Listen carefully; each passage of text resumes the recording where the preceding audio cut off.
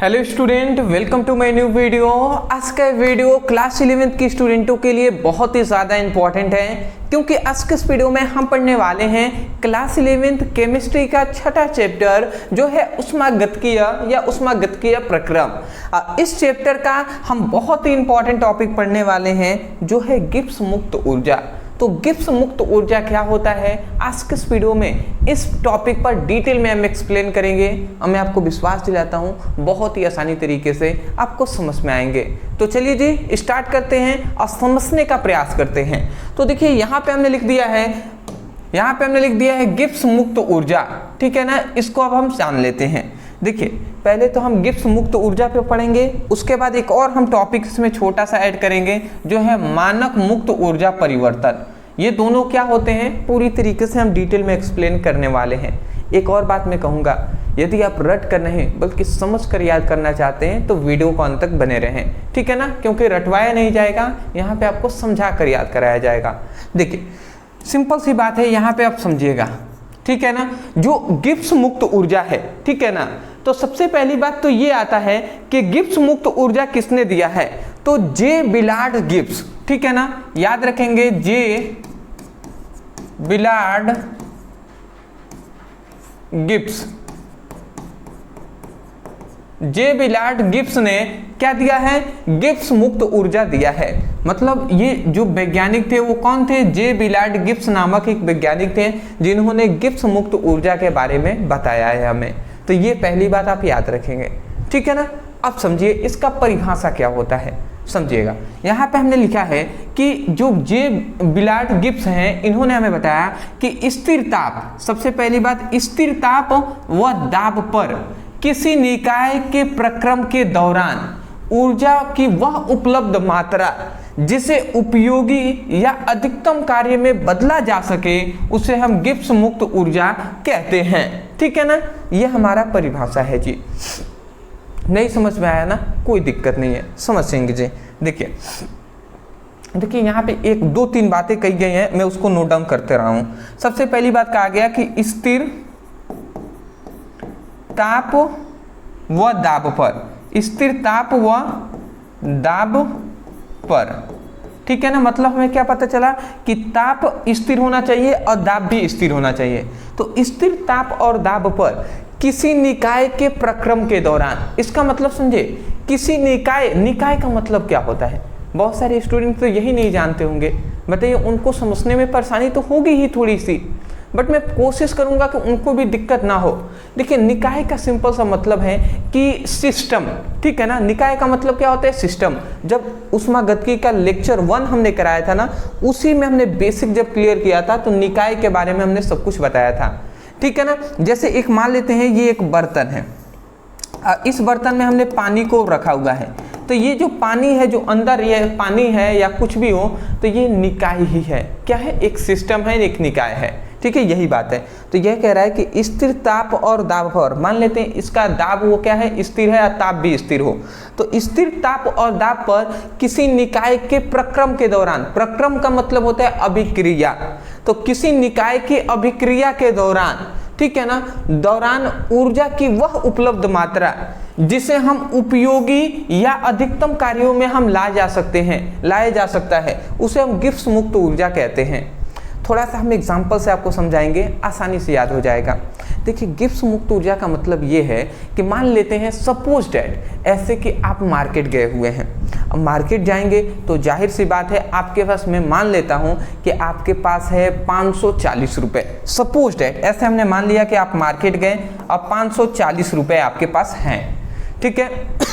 अब गए आप मार्केट में तो आपको कुछ खाने का मन किया, तो ये बताइए आपको कुछ खाने को मन किया तो अधिक चांस कितना है कि आप कितना, मान लेते हैं एक 500 का नोट है, एक 40 का मतलब 10-10 का नोट है या 20-20 का नोट है या अदर कुछ भी हो, मतलब 40 रुपये हैं और एक 500 का आपके पास नोट है, तो ये बताइए आप कितना खर्च करेंगे। तो आप कहेंगे कि अधिकतर बच्चे ये कहेंगे सिर्फ 540 है तो हम 40 रुपये खर्च कर लेंगे और 500 बचा कर रख लेंगे सेफ्टी के लिए। तो ये ऐसा मतलब करेंगे जी, ठीक है ना। अब ऐसा मतलब ये नहीं है कि भैया वो कंजूस हैं, जाहिर से बिल्कुल भी ऐसा नहीं है भैया, वो अपने लिए सोच रहे हैं, वो अच्छी बात है, ठीक है ना, क्योंकि नहीं कहते हैं कि पैसा आप आज बचा लीजिए, कल पैसा आपको बचा लेगा, वही हाल है जी। तो मतलब मैं समझाने का यहाँ पे क्या कर रहा हूँ कि 540 रुपये तो हैं, परंतु आपने खर्च ओनली 40 रुपये ही किया। तो क्यों 40 रुपये किया? क्योंकि इसको हम उपयोग में, इस 40 रुपये को हम उपयोग में अभी ला सकते हैं, कोई दिक्कत वाली बात नहीं है, ठीक है। तो वही यहाँ पे भी बात कहा जा रहा है कि किसी निकाय के प्रक्रम के दौरान, जैसे आप मार्केट गए हुए हैं तो उसके दौरान की बात हो रही है, तो वैसे ही कोई भी निकाय है, कोई भी सिस्टम है, तो उसकी अभिक्रिया के दौरान ऊर्जा की वह उपलब्ध मात्रा, ऊर्जा मान लेते हैं ये ऊर्जा ही है 40 रुपये, तो ऊर्जा की वह उपलब्ध मात्रा जिसे हम उपयोग में या अधिकतम कार्यों में बदला जा सकता है, अधिकतम कार्य हम कर सकते हैं, तो उसे ही हम गिब्स मुक्त ऊर्जा कहते हैं। उस ऊर्जा को ही हम गिब्स मुक्त ऊर्जा कहेंगे। अब आपको समझ में आ गया ना? तो वही बात इस जे बिलार्ड गिब्स ने हमें यही बात बताया कि स्थिर ताप व दाब पर किसी निकाय के प्रक्रम के दौरान, मतलब अभिक्रिया के दौरान ऊर्जा की वह उपलब्ध मात्रा जिसे हम उपयोग में लाया जा सकता है या अधिकतम कार्यों में लाया जा सकता है, तो उसे ही हम गिब्स मुक्त ऊर्जा कहते हैं। मैं आशा करता हूं अब आपको समझ में आ गया होगा। तो वही बात हमने यहाँ पे लिखा हुआ है, एक बार और मैं पढ़ के सुना दे रहा हूं, आसानी से आपको समझ में आ जानी चाहिए अब, ठीक है ना। देखिए कहा यह जा रहा है स्थिर ताप व दाब पर किसी निकाय के प्रक्रम के दौरान ऊर्जा की वह उपलब्ध मात्रा जो उसकी उपयोग या अधिकतम कार्यों में बदला जा सके, मतलब उसे उपयोग में लाया जा सके, केवल इतना भी लिख सकते हैं कि उसे अधिक उपयोग में लाया जा सके, उसे गिब्स मुक्त ऊर्जा कहते हैं। सिंपल सी है जी, ठीक है जी, इतनी बात समझ के होंगे। अब देखिए यहाँ पे 2 पॉइंट्स हमने लिखा है, इसको समझिए। सबसे पहली जो गिब्स ऊर्जा है, गिब्स ऊर्जा एक, यहाँ पे ये थोड़ा टाइपिंग मिस्टेक कर दिया गया है, ठीक है, मैं यहाँ पे लिख दे रहा हूँ। गिब्स ऊर्जा एक क्या है? विस्तृत गुण व अवस्था फलन है। इसका मतलब समझ गए, जो गिब्स मुक्त ऊर्जा है वो एक क्या है? एक विस्तृत गुण है और अवस्था फलन है। अब स्टूडेंटों को 2 दिक्कत आ रही होगी, सर विस्तृत गुण क्या होता है, अवस्था फलन क्या होता है? विस्तृत गुण का मतलब सिंपल सा यही होता है कि ऐसा गुण जो मतलब पदार्थ की मात्रा पर निर्भर करता है, मतलब ऐसा गुण जो निकाय, जो सिस्टम है ना, तो निकाय की मात्रता पर या सांद्रता पर निर्भर करता है, तो ऐसे गुण को हम विस्तृत गुण कहते हैं, ठीक है। और अवस्था फलन का मतलब होता है कि ऐसा मतलब अवस्था जो मतलब ऐसा अवस्था फलन है कि उसकी अवस्था कैसी है उस पर निर्भर करेगा, वही अवस्था फलन है जी, ठीक है। तो जब बेसिक आपको पता रहेगा तो आसानी से समझ में आएंगे, इसलिए मैं कहता हूँ कि लेक्चर 1 आप शुरू से देखेंगे, लेक्चर 1, लेक्चर 2, लेक्चर 3, तो आपको आसानी से समझ में आएंगे। तो मेरा एक छोटी सी सजेशन है कि आप मतलब बेसिक से स्टडी करते हुए आइए। डिस्क्रिप्शन बॉक्स में आपको लिंक हमने फिजिक्स की, केमिस्ट्री का दे दिया है, ठीक है ना। अगला देखिए, अगला कह रहे हैं कि जो गिब्स ऊर्जा जिसे हम जे से प्रदर्शित, मतलब जी से प्रदर्शित करते हैं, जो एंथैल्पी है उसे एच से और जो एंट्रोपी है उसे एस से प्रदर्शित करते हैं, उनके बीच क्या होता है? निम्नलिखित संबंध होता है, ठीक है ना। ये बात आप याद रखेंगे, ठीक है। तो यहाँ पे इनके बीच निम्नलिखित संबंध क्या होता है? G equal to H minus S, H minus क्या होता है? टी एस होता है। ये आप फॉर्मूला याद रखेंगे जी, इन तीनों के बीच ये संबंध होता है, मतलब गिब्स ऊर्जा G equal to H minus T S होता है।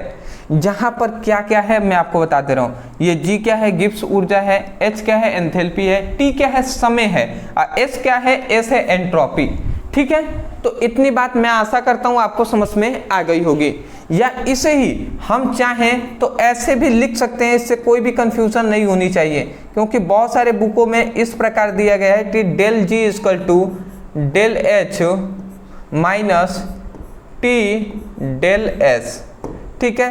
तो कुछ किसी बुक में ऐसे भी दिया गया है तो इससे आपको कंफ्यूजन नहीं होनी चाहिए, बात दोनों एक ही है जी, ठीक है, ये बात दोनों एक ही है। याद रखेंगे इन दोनों समीकरण को हम गिब्स समीकरण के नाम से भी जानते हैं, गिब्स समीकरण, इन दोनों समीकरण को हम गिब्स समीकरण के नाम से जानते हैं। आशा करता हूं आप समझ गए होंगे। आगे बढ़े जी, ठीक है, स्क्रीनशॉट लेंगे तो ले लीजिए। चलिए जी, बहुत अच्छी बात है, ले लिए होंगे आप। अब देखिए एक छोटी सी टॉपिक है, उसको हम जान लेते हैं, उसके बाद वीडियो समाप्त करेंगे, जो है मानक मुक्त ऊर्जा में परिवर्तन। ये भी इंपॉर्टेंट है जी, इसीलिए मैं कह रहा हूँ। देखिए मानक मुक्त ऊर्जा परिवर्तन क्या होता है? सिंपल सी बात है कि मानक अवस्था, मतलब अवस्था को हम ऐसा रखेंगे, मानक अवस्था पर, मानक अवस्था कब होगा? जब ऐसा कोई भी निकाय है जिसका ताप क्या हो, जिसका दाब हो 1 एटीएम और ताप क्या हो 298 केल्विन, तो उस निकाय को हम क्या कहेंगे? उस निकाय की अवस्था को मानक अवस्था कहेंगे।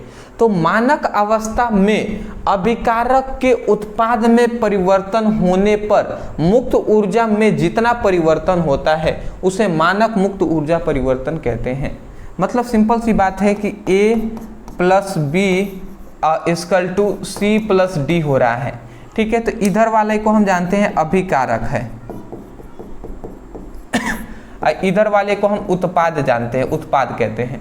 तो यहाँ पे क्या कह रहा है कि यदि मानक अवस्था पर जिसका दाब क्या हो 1 एटीएम और ताप क्या हो 298 केल्विन, तो मानक अवस्था पर कोई भी अभिकारक किसी अभिकारक के उत्पाद में परिवर्तन होने पर, किसी अभिकारक के उत्पाद में परिवर्तन होने पर मुक्त ऊर्जा में जितना परिवर्तन होता है, जो मुक्त ऊर्जा होगी जब ये अभिकारक से उत्पाद में बदलेगा तो उसमें मुक्त ऊर्जा में कोई ना कोई परिवर्तन होगा। तो वही कहा जा रहा है कि मुक्त ऊर्जा में जितना परिवर्तन होता है उस परिवर्तन को ही हम मानक मुक्त ऊर्जा परिवर्तन कहते हैं जी। बात आप समझ के होंगे और याद रखेंगे, इसे गणितीय रूप में निम्न प्रकार से दर्शाया जाता है, ठीक है ना। इस बात को भी आप याद रखेंगे। वो क्या होता है इसे गणितीय रूप में? Del G not equal to del H not minus T del S not, इस प्रकार हम इसको दर्शाते हैं जी, ठीक है। ये बात आप याद रखेंगे, ठीक है ना। गणितीय रूप में इस प्रकार दर्शाया जाता है, जहां पर ये क्या है आपका? तो देखिए ये है मानक मुक्त ऊर्जा परिवर्तन, ठीक है। और ये क्या है? ये है आपका एंथैल्पी, मतलब मानक एंथैल्पी परिवर्तन है। और ये क्या है? आपका टी समय है, यहाँ पे डेल एस नॉट क्या है? ये है मानक एंट्रोपी परिवर्तन। क्या है? मानक एंट्रोपी परिवर्तन है, ये मानक एंथैल्पी परिवर्तन और ये मानक गिब्स मुक्त ऊर्जा है, ठीक है। तो इतनी बात आप समझ के होंगे। तो यही केवल है मानक मुक्त ऊर्जा परिवर्तन का पूरी तरीके से एक्सप्लेनेशन। मैं आशा करता हूँ ये भी बात आपको समझ में आ गया होगा और ये तो आपको समझ में आ ही गए होंगे। अदरवाइज मैं यही कहूँगा, यदि आपको समझ में आ गया है तो बहुत ही अच्छी बात है।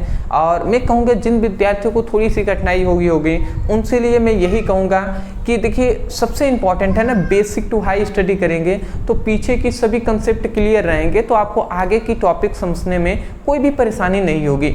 तो मैं हमेशा से ये कहता हूँ, फिर भी आज कह रहा हूँ कि चैप्टर वाइज आप स्टडी कीजिए, सीक्वेंस वाइज आप पढ़ते हुए आइए, कोई दिक्कत नहीं होगा। डिस्क्रिप्शन बॉक्स में लिंक है, वहाँ पे दिया गया है, तो आप वहाँ से स्टडी कर सकते हैं। चैनल पे नए होंगे तो चैनल को सब्सक्राइब कर लीजिएगा, ठीक है ना। और दूसरी बात यही है, कोई भी टॉपिक के जो अगर समझ में नहीं आता है, जैसे कोई भी टॉपिक, जैसे मान लेते हैं गिब्स मुक्त ऊर्जा समझ में नहीं आ रहा है, तो YouTube पे केवल सर्च कीजिए गिब्स मुक्त ऊर्जा ब्रदर सर स्टडी, इतना लिख कर सर्च कर लीजिएगा, वीडियो हमारा मिल जाएंगे, ठीक है ना। तो मिलते हैं एक नए टॉपिक के साथ एक नए वीडियो में। Thank you so much for watching this video. Thank you.